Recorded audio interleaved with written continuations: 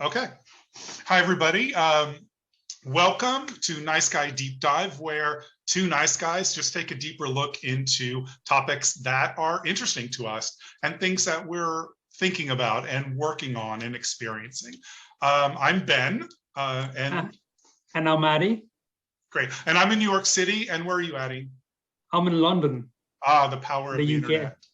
The UK? Oh, not London, Canada, or London. Isn't there a London, Texas? Yes, there's a London, Ontario. There's a London, Ontario. So you are in the real London. Like I'm in the real New York City. There is nothing like it.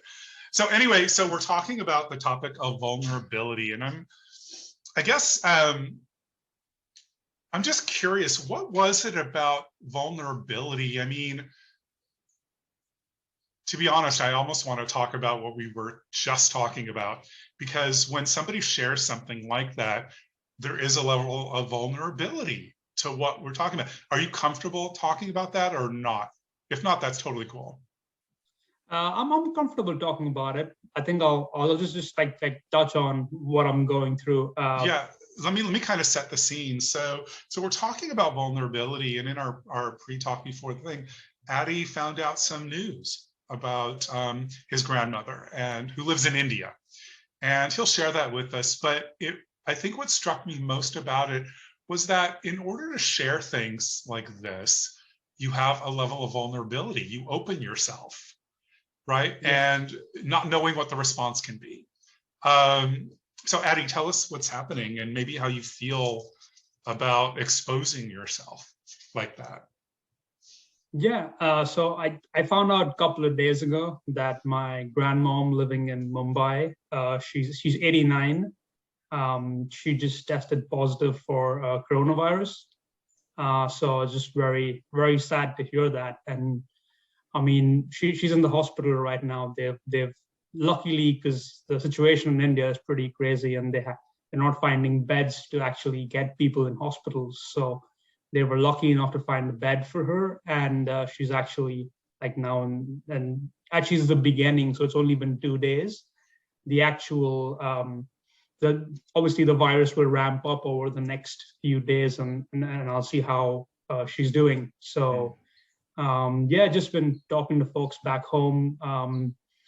It is very surreal, and I mean sharing this, of course, can be difficult, and it can be tricky. And I guess that's where vulnerability in so many ideas is this idea of putting something that's very emotional and private to you out in the world, and just kind of seeing what happens. And yeah, that's what I'm doing right now. Yeah, basically. I mean, it's, we're talking about something incredibly personal, our families. My sister actually had COVID. She's in recovery.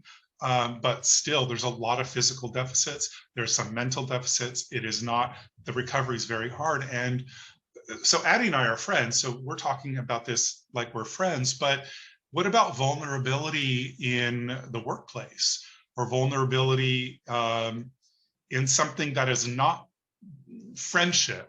Just being open to things. We both read Brene Brown, Power of Vulnerability. Yes. So we're both it's a great book, and anybody, it's a great read. It's interesting because it's basically a book, but it's just really her live talks into an X amount of time. So it's very interesting. If you like podcasts or TED Talks, it's very much like that. Oh, this is the Audible, if it's Audible, very much like that, really good. But I know so here's something that's vulnerable. So I'm starting tennis. I had my first lesson last week, and there's two other people in my group. One is a guy probably a little more out of shape than me and a little younger than me, yet I was the one buckling over from being out of breath.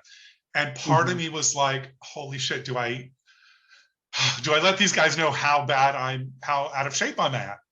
And the bottom line was, I have to, because if I make that a thing and I'm not willing to kind of be that, then I'm opening myself up to possible injury. What, I keep going until I drop dead? I have a heart attack? What's that? So 100%. I mean, that's 100%, such a right? valid point. Like, I And mean, and on the sports field, there's always this like pressure to be like, macho, or just to be someone who can go through anything. And yeah, I guess must have been tricky for. Did you eventually disclose to them that well, you were like winded? well, they could see I was winded, but what I did is something I normally do is I make a joke, right? Because I need to mask how mad I am that I'm out of shape, right? I'm upset at Mm-hmm. myself because I've let myself get to this point, and I make excuses. Oh, it's COVID. Oh, my gym. Oh, the right food. All these excuses I do. And in order for me to not like want to kick myself in the ass, I make a joke. Oh, I'm so winded. I finally at the end, I was like, I can't do anymore. I'm going to go sit down, which was Yeah. disappointing to me because I was really enjoying it and I didn't want to kind of let myself down. But at the same time, I had to realize I am starting. This is the beginning of something, not the middle or the end. So I had to give myself a break, which is really what I've learned to do through this whole pandemic, really over the last few years, is to just give myself a break.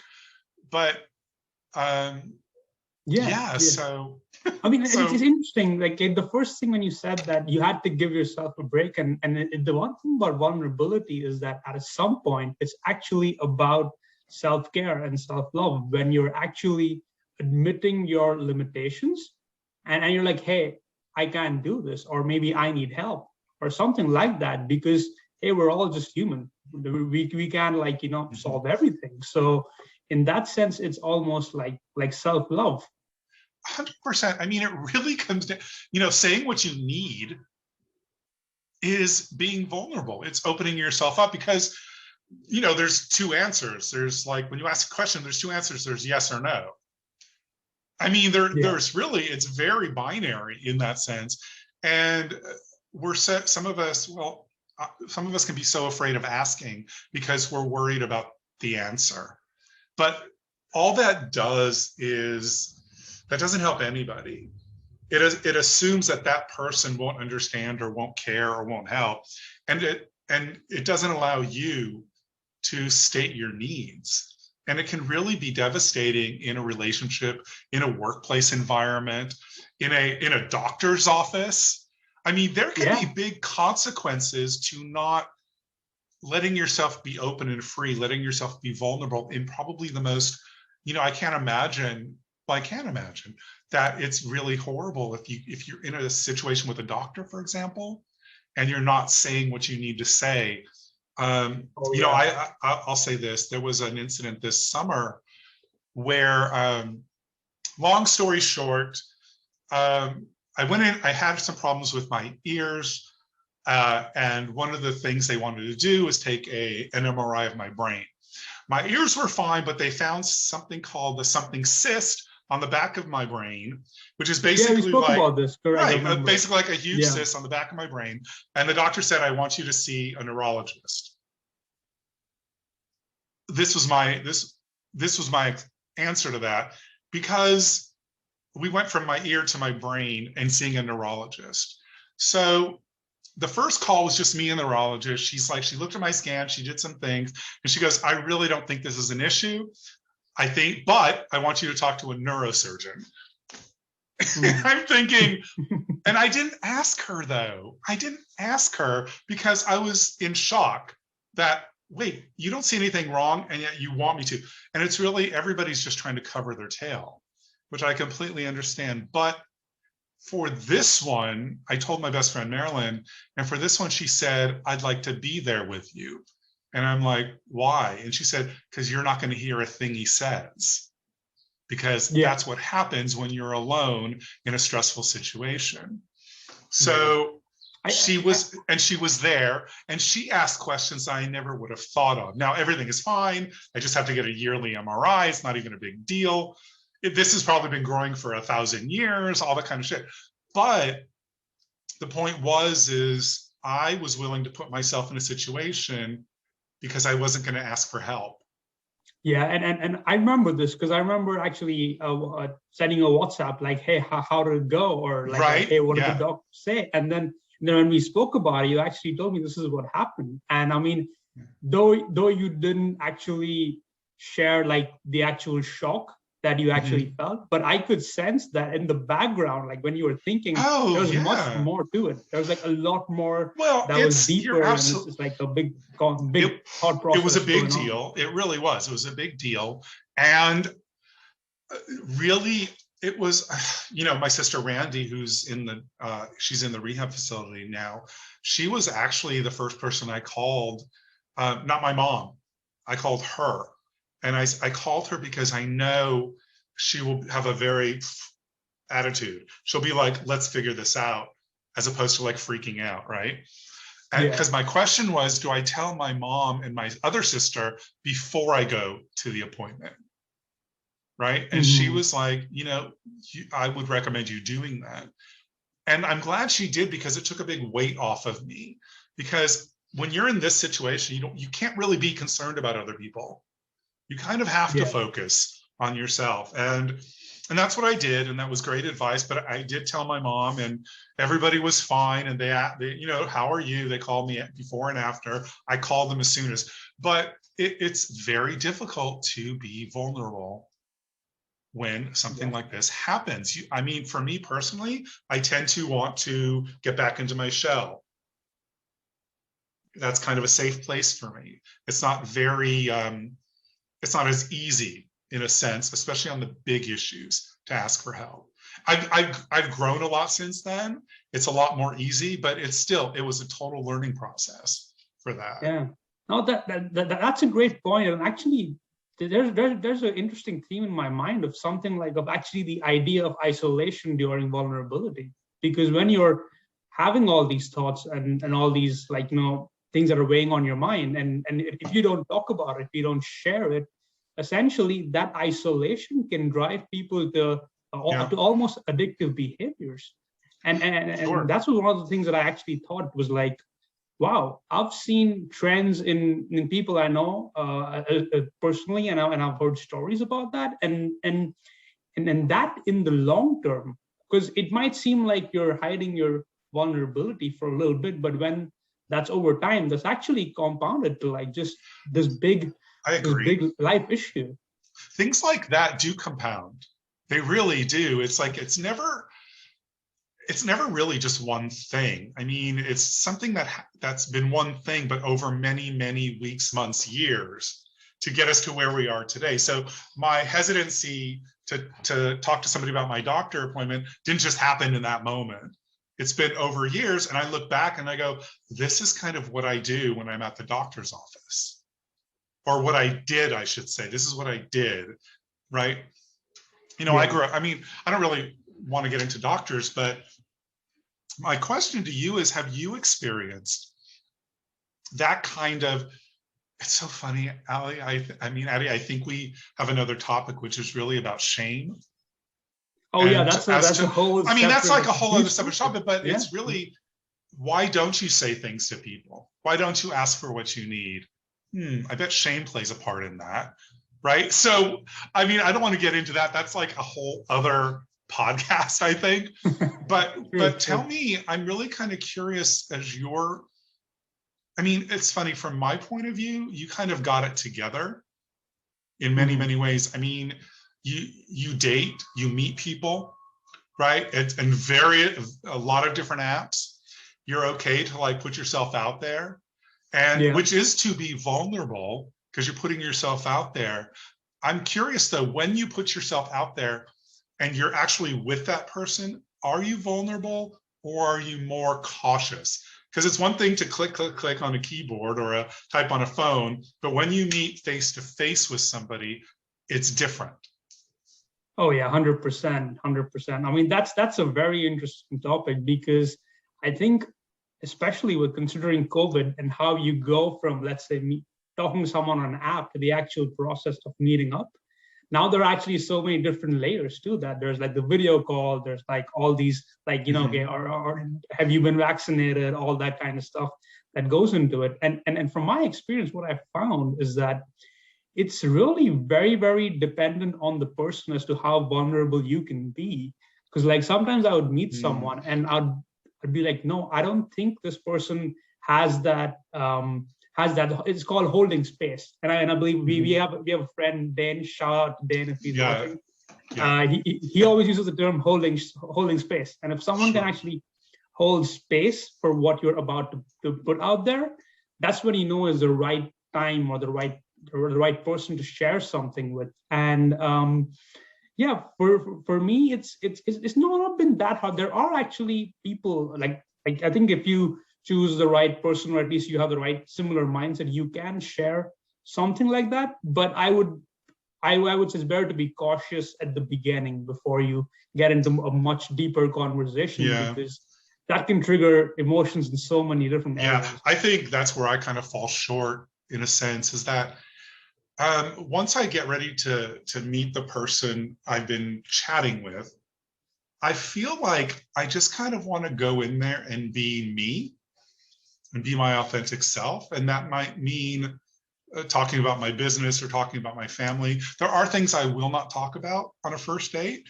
but I don't think, but I will say this, if the moment arose where I felt that was relevant, and I also, like you, I felt confident that that person could hold space, you know, and not hold it against me or take it as a sign of courage that I'm willing to share, I will do it. It doesn't happen often, but it does happen. But I think I really like that you say you enter these conversations with the willingness to be vulnerable, but there has to be certain criteria met, right? Like, does that person have space for me? Are they going to hold space? Do I feel like I won't be judged? And all these other things. So I feel like that's kind of the right way to approach things. I've never found that at a job. Jobs, I feel completely closed off when I'm at a job situation. I feel like vulnerability is the last thing you could do at a job. Oh yeah, my last boss, oh my God, he would hold on to any of that and use it against you. He was just one of those guys who was all about his own position, even though he was in that position for like 20,000 years, he was always worried that somebody else would come in and kind of take it, right? He was really insecure about it, really insecure. But I don't think I've had any job where people are more like him than like me. Yeah, that's an interesting one, because when I was,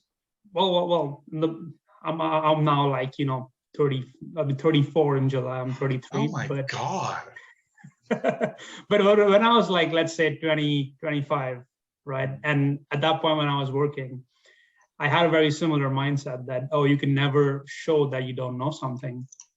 And I've learned that maybe it's just the nature of the work, in the sense that if something is just like, you don't have the information or you can't make a decision, you have to say, I don't know.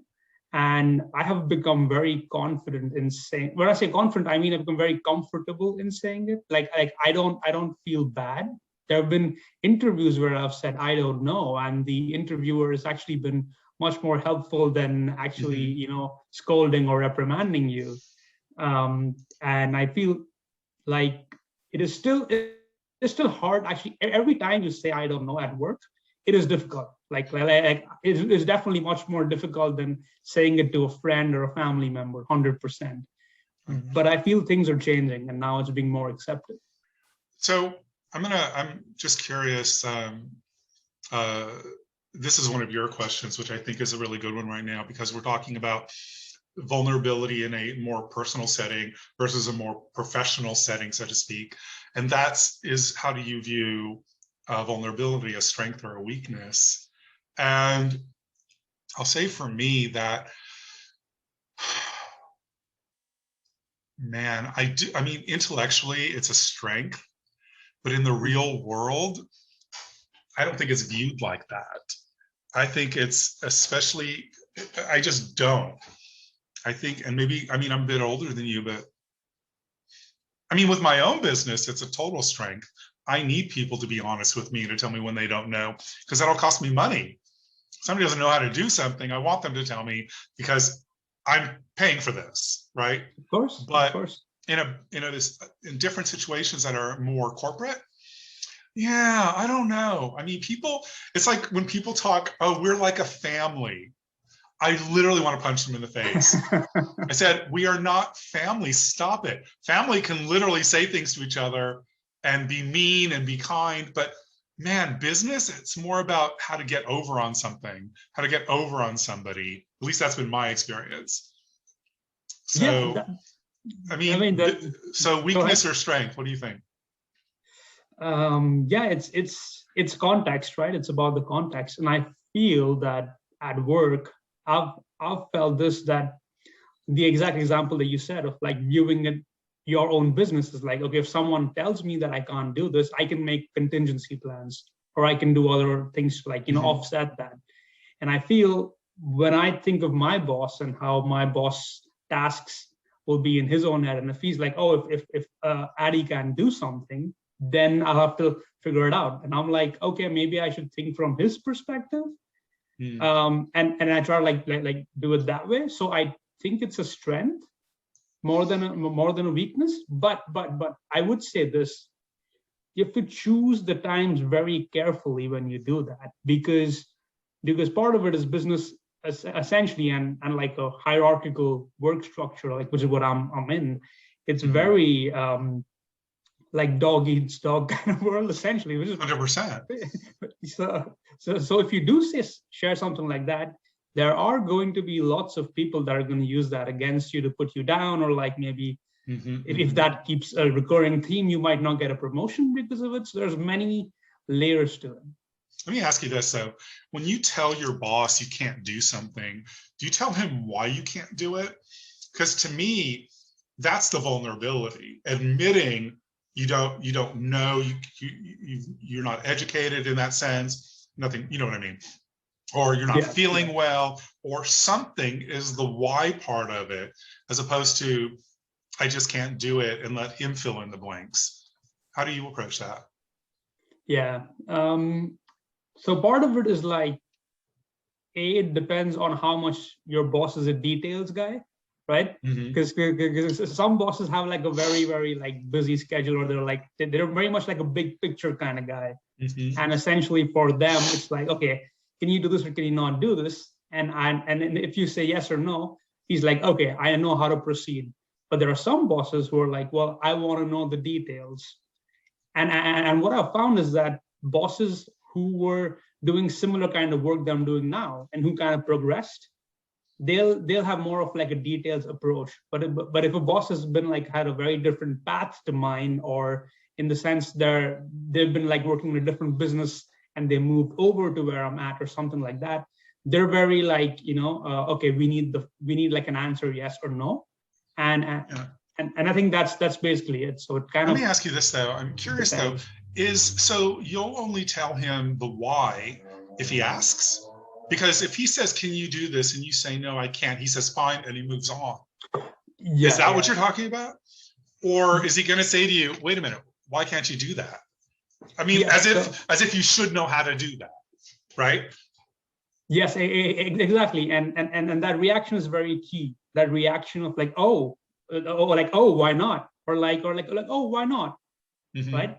That's a very key, like where the idea of this whole non-verbal communication, or at least, or either the tone of the voice, or if you're in person with that, right, with your boss, that actually helps. And after that, if I would ask him, do you want to know the details? I mean, the details of why you can't do something. So you ask him in that manner, I can't do this. Do you want to know the details? And he understands what that means, and he'll say yes or no. Exactly. And sometimes he'll be like, yeah, I want to know. Like, tell me exactly, because this is an important task. We need to do this. So then I'll go in, and that gives me like, let's say, that means I have like a couple of minutes, 2 or 3 minutes to explain to him that this is the problem I'm facing. Okay. I mean, that's really interesting, because that's being vulnerable. That's telling him, that's putting yourself out there, because you're saying to him, maybe I'm not the wonder guy you thought I was, but at least I'm going to be honest, and then let the chips fall where they may. I mean, it's really interesting because some bosses will respect that, and then some won't. Most won't, I believe, in my opinion. But what's really interesting, something, I think it was Simon Sinek. Maybe it was somebody. I think I'll just say either Simon Sinek or Dr. Dweck from The Mindset. She talks that my brain just left. They were talking about if you have good company culture, then you don't have any politics at work. You have politics and gossip when you don't have company culture, good company culture. So when like at my last job, we did not have a good company culture because all it was gossip. And I'm friends with you today until I'm talking about you tomorrow, right? That kind of a thing. Yeah. So I kind of tend to believe that's really true. So how would you say that, which is again, leading to vulnerability. If you have good company culture, and if you've ever read the book Delivering Happiness by Tony Hsieh, amazing book, all about company culture, where anybody could talk to Tony Hsieh, the CEO, and everybody was respected, and it was an amazing read. It's an amazing company culture. I've never experienced that. I mean, yeah. What do you think about that? Company culture versus, Yeah, no, I feel like in terms of company culture is a very, very important and crucial thing to basically how people behave on a day-to-day basis, like whether they're going to be helpful to your task or they're not going to be helpful to your task. Like in the past, I've had situations where if I reached out to certain people, they wouldn't even respond to my emails just because the company culture was such. And I mean, I feel lucky that now at least, like, I'm in a place where solving problems is important. And helping people through problems is important. And politics and politics, the one thing I notice is that no matter what the culture is, there's always going to be an element of competition or politics, right? There's always going to be some of that. It's almost like impossible to escape it because part of it is like when you are growing, you are going to have people who are competing with you. And that's totally natural and normal. And it's like a mature adult, I think you should be in a position where you can handle that without actually burning a bridge with someone or actually being frustrated about it. So in that sense, that politics aspect is there. And as regards to, I guess, how different culture shapes that politics, that's a whole other like tricky layer, because we've been seeing the whole startup and tech environment with all like almost flat company culture, and that's very much different than a traditional, I guess, hierarchical organization. Especially when it's so entrenched, like banking, right? You're in banking, yeah. Right, which is you're in banking in London. I mean, that doesn't get any more entrenched than anything else, and so I'm not sure how anybody could change or enhance the company culture in such a way that the guy in the mailroom could actually reach out to the CEO and feel that that's okay. I don't know if that would ever be the case in something as big as like banking, but it happens. It happens. Actually, the company culture in banking has changed a lot over the past 15 years, especially after the financial crisis of 2008 and 9. That was a really big wake-up call for them to change the way that they were doing things, and actually make managers more accessible and everything else. I mean, it's very interesting talking about vulnerability and viewing it from like a workplace perspective, because it just gives this whole new dimension of context to it and how context really matters.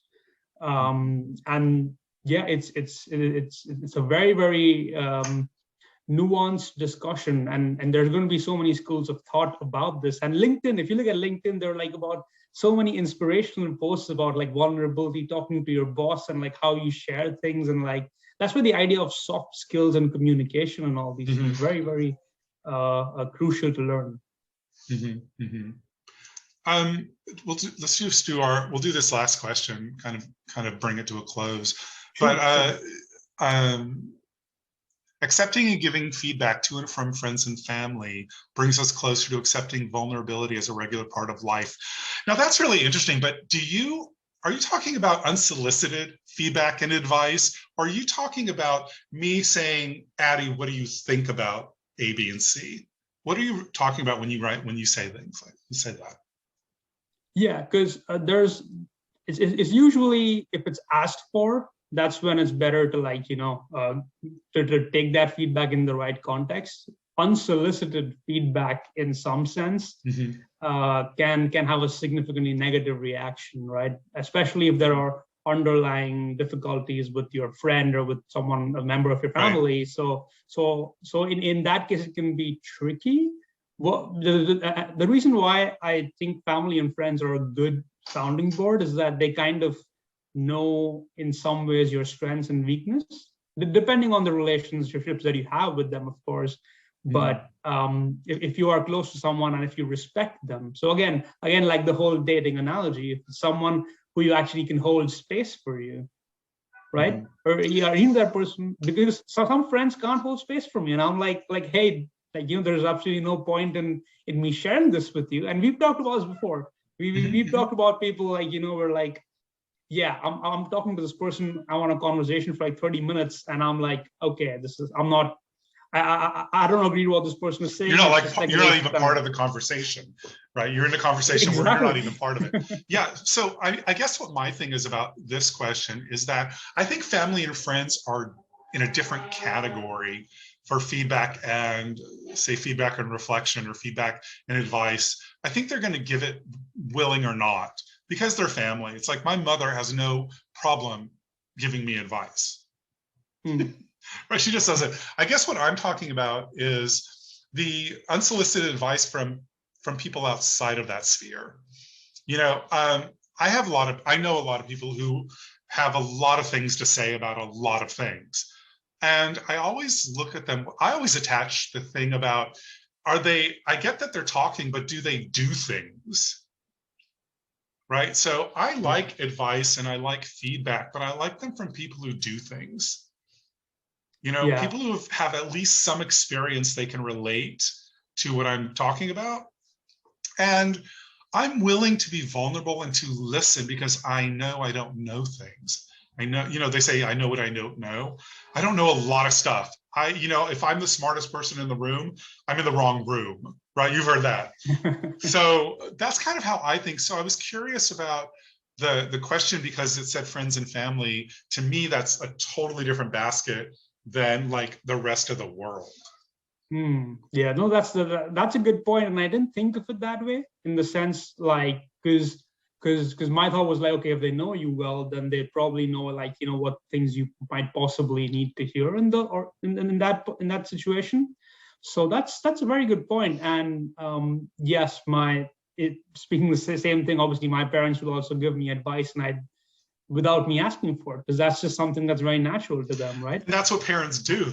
And that's what parents do. But, acquaintances, or, even my best friend will say to me, I've known her over 30 years, and she'll say to me, do you mind if I say this? Right? Asking me, am I going to be open to what she has to say? And even though I'm going to say yes, she feels that she wants to ask me, she wants to honor that, our relationship, and that I may not want to hear in the moment what she's talking about. And I do the same with her. I said, can I say something? Do you mind if I say something here? And she said to me sometimes, she goes, you know what, I really can't right now. And I'm like, fine, we can talk about something else. And then and then I bring up something else, because I've known her for so long. But that to me is such a form of respect. Now that I think about, that is actually a form of vulnerability on her part. 100%. She's actually asking you if her opinion is with her best friend is actually important enough to share. At the moment. I mean, yes. We already have an established relationship, but I just love it because it's in the moment, that it's not like we're best friends and you're entitled to hear everything that comes out of my mouth. Right?